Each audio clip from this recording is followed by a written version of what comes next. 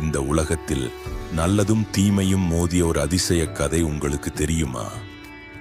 அது ஒரு மனிதன் கதை அல்ல, அது ஒரு அவதாரத்தின் கதை. இதுதான் ராமநவமி. ஆயிரக்கணக்கான ஆண்டுகளுக்கு முன்பு அயோத்தி என்ற ராஜ்யத்தில் வாழ்ந்தார் தர்மமான மன்னன் தசரதன். அவருக்கு ஒரு பெரிய கவலை, அவருக்கு வாரிசு இல்லை. அதனால் அவர் செய்தார் ஒரு பெரிய யாகம். அந்த யாகத்தின் பலனாக பிறந்தார் ராமர். ராமர் ஒரு சாதாரண மனிதன் அல்ல, அவர் தர்மத்தின் உருவம். அவர் பிறந்த நாள்தான் ராமநவமி. சித்திரை மாதத்தில் நவமி திதியில் இந்த திருவிழா கொண்டாடப்படுகிறது. ராமரின் வாழ்க்கை ஒரு பாடம். அவர் ஒரு சிறந்த மகன், ஒரு உண்மையான நண்பன், ஒரு நீதியான அரசன். எத்தனை சோதனைகள் வந்தாலும் அவர் தன் தர்மத்தை விட்டுவிடவில்லை. ராவணன் என்ற அசுரன், அவன் மிகுந்த சக்தி வாய்ந்தவன்.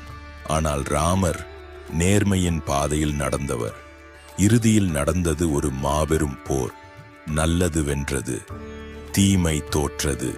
இன்று ராமநவமி இந்தியாவிலும் உலகம் முழுவதும் கொண்டாடப்படுகிறது.